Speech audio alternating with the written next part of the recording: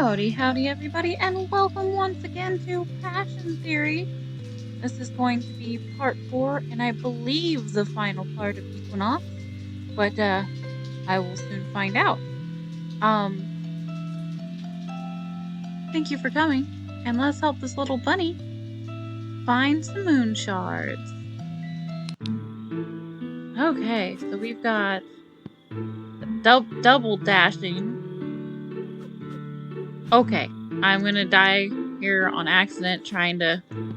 Oh my goodness. Trying to just figure out how double dash works.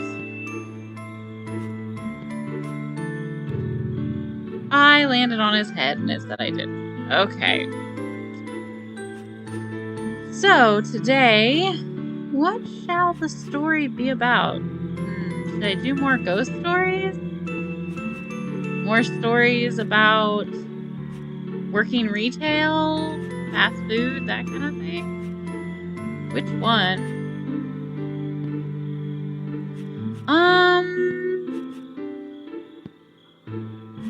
I will tell a story of when I decided that should I tell that story? Haven't decided what story to tell today. How about when I had my first panic attack at Office Depot? How about that? So,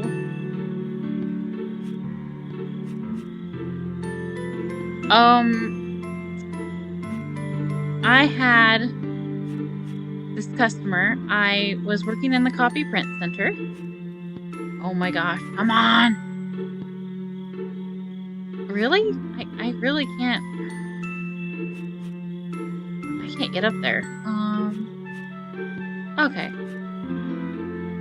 Maybe I have to dash and... Okay, yes, that's what I had to do. Okay, figured it out. So I was working in the copy print center, and this woman comes up to me, and she wants this very, very complicated project done by the end of, like, the end of the day. And I told her, you know, it wasn't really possible. It would take about 2 weeks to do because there's people in line ahead of her, and this was before there was, like, expedited. Now they have, like, an expedited program, so you can pay a little more to have your stuff go ahead of everybody else's stuff. But at the time, it was like a first come, first serve type of a thing, and so I had other customers' projects ahead of hers. And nobody but one person knew how to do the things she was asking for, because it was just something that didn't come up very often, and it wasn't really something we were kind of supposed to do. It was more just something that if you work there long enough, you can learn how to do just through trial and error. So I didn't know how to do it, and I was the only one, you know, working for the rest of that shift. So I could definitely not get it done by the end of the day. And getting it done, like, the soonest I could think of it getting done was 2 weeks. I was like, that's what I can do for you. Well, she got all mad and, you know, Karen'd out and called my manager over. Now, the thing about the store managers is they don't always understand, like, everything that goes into every department. You would think they would be trained in everything in every department. You would think that, but they're not. They are usually trained in 1 or 2 sections, but usually the people who are trained in copy and print, or at least used to be. Now they're, like, trying to get everyone. When I left Office Depot, they were trying to get everyone trained in every department. And I was just like, oh, this is going to go horribly wrong. And I'm glad I left at the time I did, but usually they're trained in 1 or 2 areas, and just the copy print department and manager are trained in copy print. And so my manager at the time said, "Oh no, it's fine. We can get that done in 3 days." And I just about had a conniption fit. I just about freaked out right there in front of everybody. And when my copy print manager got back, I was so upset. I literally had to go on my break and have a little mini panic attack. And when my manager for the copy print section got back, because there's a manager for each section in the store, and then there's an overall manager. So I basically had 2 bosses. But I worked multiple departments. I was a cashier, logistics, and copy print. Most people at the time were just one thing, but I was kind of like I was a super hard worker, and I kind of did everything, and I learned stuff fast enough that they were like, yeah, they were just about ready to teach me the last department, which was technology, when I left. But I did not want to deal with the tech department. In tech department, your main thing is just dealing with people who call and complain about not knowing how to download drivers after updates. Like, they just start yelling about how their computer stopped working for no reason, or this program or that program stopped working, and really usually like 90% of the time they just need to download a new driver. That's it. And I don't have the patience. Oh gosh. So, all right. So I thought my copy print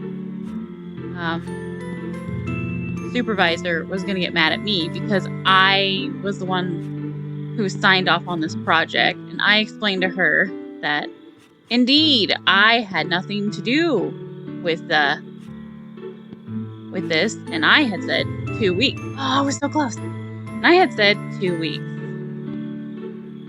So the lady calls the next day and asked if her project, which we told her would take 3 days, asked us on the phone if it was done.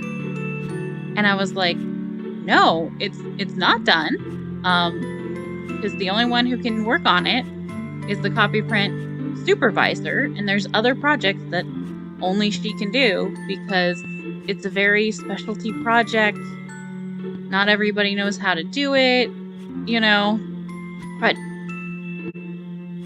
and we had given you a time frame of 3 days.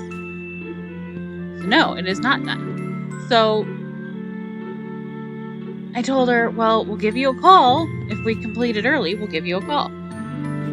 Well, she comes in about an hour later, and of course, my supervisor, the copy print supervisor, is on her lunch break, so I have to deal with this woman. And she is screaming at me, and she tells me the dumbest thing you can tell somebody who only makes, like, minimum wage or slightly over. She tells me that this project that she's taking to an Office Depot store to have done, not a professional printing service. Okay, I want you guys to know, Office Depot print service is for doing things like, you have 12 manuals you need to print and you're a teacher.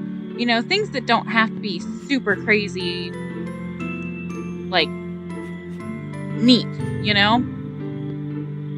They're just normal papers. Kids are probably going to write them all over them and lose them, and you're going to need more. Like, we're mostly for office stuff, Office Depot. Not professional, like, publishing house. We're not a publishing house, okay?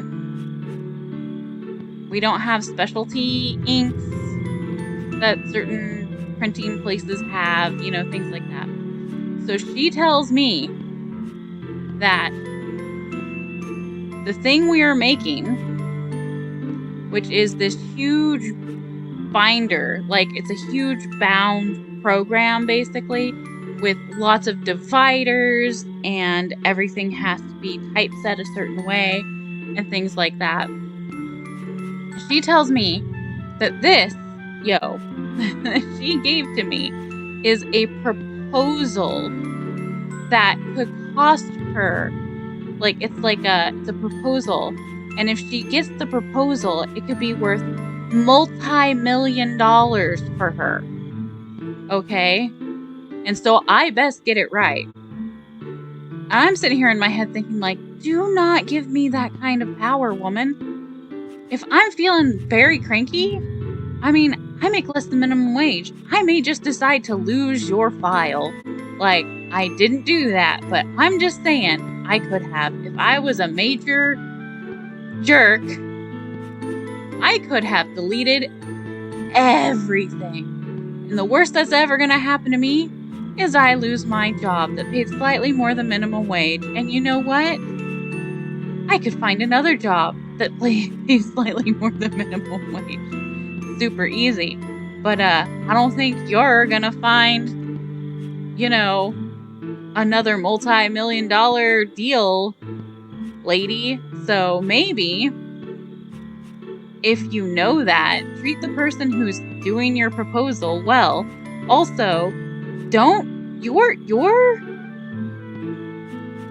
lack of planning is not my emergency, okay? The reason she wanted us to get it done so fast is because she waited until she only had a week until the meeting for this project to get this proposal together and started. And I'm like, if I had multi-million dollars riding on the line, I'd be working on that proposal for as long as I could possibly get. I would have it ready to go, as far in advance as I could. So if there was anything wrong, you could fix it super easy. And I would also not take my multi-million, I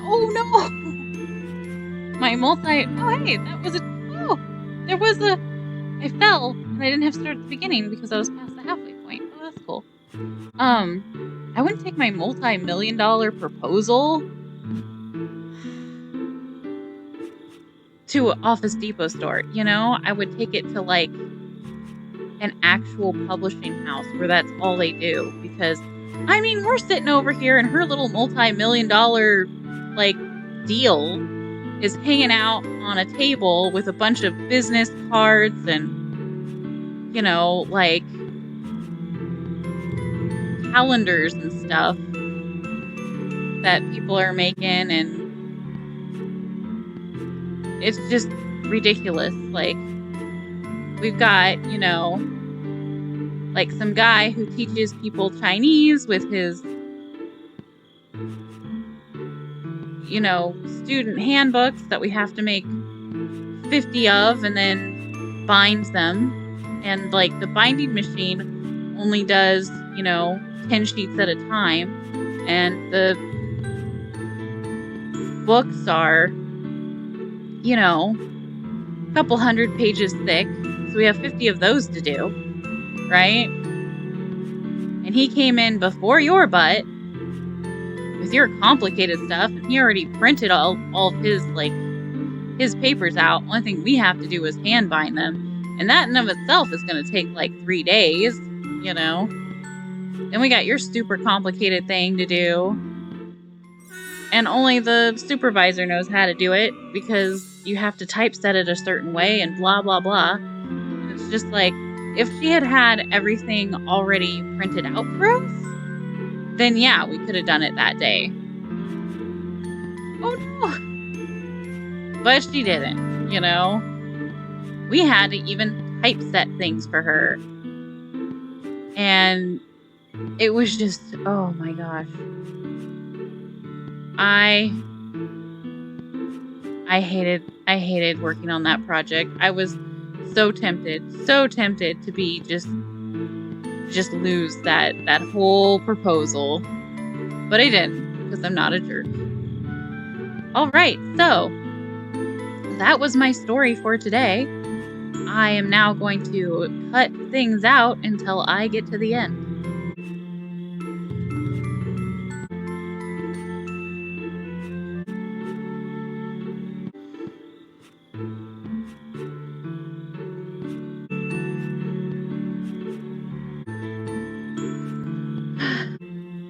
I'm at the end, I can see the light. Gonna go for a constellation fight.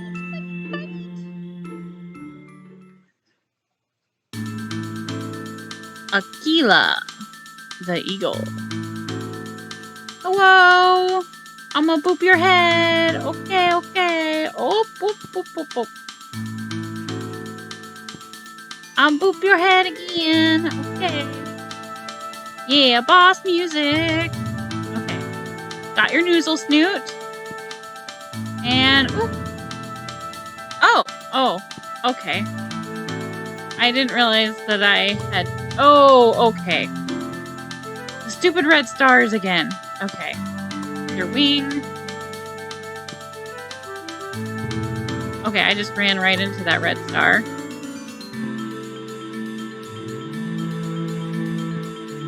This one does it a little bit... Does the red stars a little bit faster. Oh, okay. If I avoid the red stars, I will be good. Why are their stars like red? That doesn't make sense.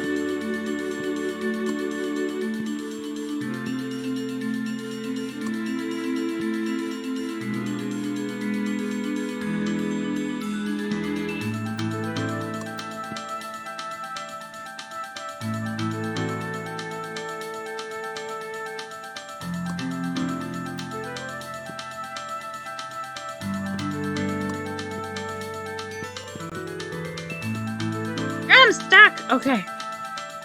Oh my goodness. Okay. Well. Oops. It got me.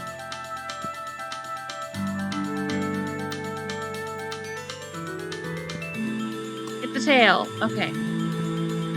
Oh no! Oh no, I'm stuck! Okay. Okay. No! You can't get me! I've only got... Oh no! I only had 2 left! Okay. Gonna beat up your noozle snoot and try to avoid stars. Let's avoid the red stars!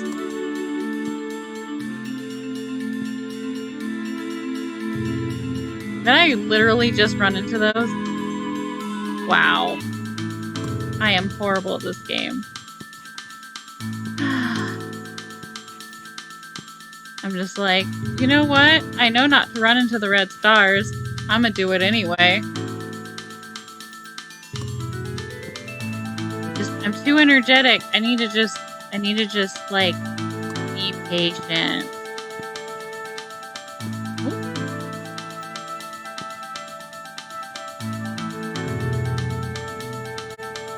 Okay. Be patient, she says, as she dives head first into a freaking eagle face.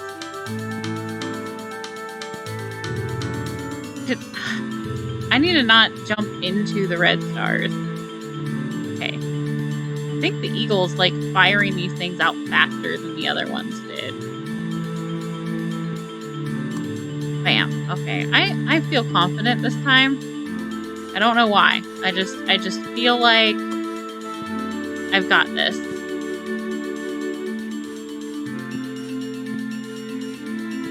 Oh no. Except for when you fall. If you fall underneath the constellation, like, that's it. You're doomed.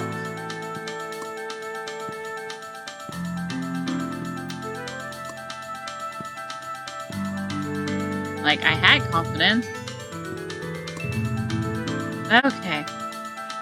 We're not going to... Yeah, we're not going to run straight into it this time.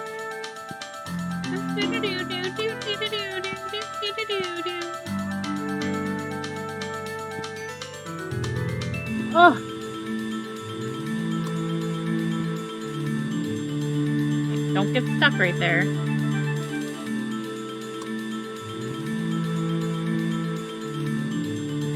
Oh no. Okay. Okay. I'm not sure if I can get it this time. But I only have 3 left. Okay. Okay, bam. Alright. I don't want to get up here. There we go. Bam. Alright, 1 left, 1 left. 1 heart, 1 left. Okay. I'm sure people are all like, she can't seriously be this bad, but I am. I did it!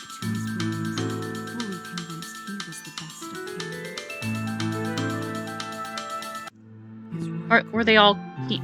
Oh, the eagle's the king? The eagle king took to the skies. 2 great flaps of his mighty wings sent the trees shivering. With the chilly wind, the smallest creatures could feel from deep within their burrows. He climbed higher and higher into the sky, ice gathering on his wings as the air around him got colder. Dude, you're gonna run out of air. You know, it's not as oxygenated up there. I cannot speak with actual pronunciation. The soft glow of the moon cast its light on the eagle's face. He reached out to touch it, but as he did, he felt no rush. He had reached the moon once before he had become king, and felt the power it gave. In fact, this power was what allowed him to become king in the first place. When he first ascended to the throne, he was a kind, compassionate ruler, but as time went on, he became consumed by his own greed, and the power of the moon began to abandon him. Desperate to regain what he lost, the eagle began to peck at the moon, hoping that more power laid under. As he dug deeper, cracks began to form. The eagle noticed the cracks growing, but he continued his pecking, becoming more and more forceful. Yeah, see, it was not the poor little rabbit stepping on a twig. Suddenly, the moon completely shattered. One by one, each of the 8 shards fell to the ground. The eagle dove, trying to catch even one, but each shard eluded him. Even though the moon was shattered, it still would not let the eagle steal its power. He watched as his court and soldiers turned to stars, until he too became a constellation.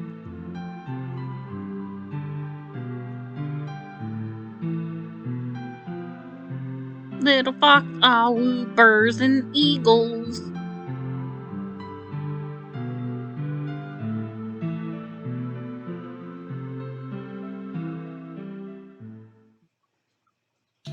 The brave little bunny, their journey complete, was rewarded at last for their marvelous feat. Oh, what did they get? Through them, though they were incredibly shy, the moon was brought back to its home in the sky. Oh, how did they put it back their up there? strength did not come from their brawn, nor their size. In fact, something different allowed them to rise. The bunny was kind, quite loyal and smart, and above all else had a brave little heart. So this tale of the bunny, moon, and stars is told o'er campfires from near and far, shared in the kingdom among dances and songs, under the bright moon, back where it belongs. And thus, the little bunny defeated the great eagle king who had so coveted the moon's power. From him, they took the last shard of the shattered moon and climbed to the very top of the castle spire. There they untied That the bag and is took out not all 8 of the me golden doing that. fragments. That is the actual Fragments game. shimmered. The fragments shimmered. The game Triple itself light is dancing doing across that. their It's dusty surfaces. glitching out here. The bunny marveled at their beauty and gazed up. I'm not touching anything. Here, thought the little bunny. This is for you. It doesn't belong to me and should never belong to any one creature. Ever so gently, the bunny held up each fragment and watched as they floated, one by one, up towards the sky. The shards spun and twirled around each other, rising above the little bunny, above the old evergreen trees and the vast castle towers. A bright light flashed through the sky. That is very As the annoying. bunny looked upwards, they saw the moon had returned above. Gray blue moonlight shone across the lands, illuminating all in its beauty years before, and as it would for years to come. Wait, did it take the bunny years to put the moon together? Or did they just mean like it used to be a lot stronger and now it's not? Does it have a little crown? The bunny became the king. All hail the bunny.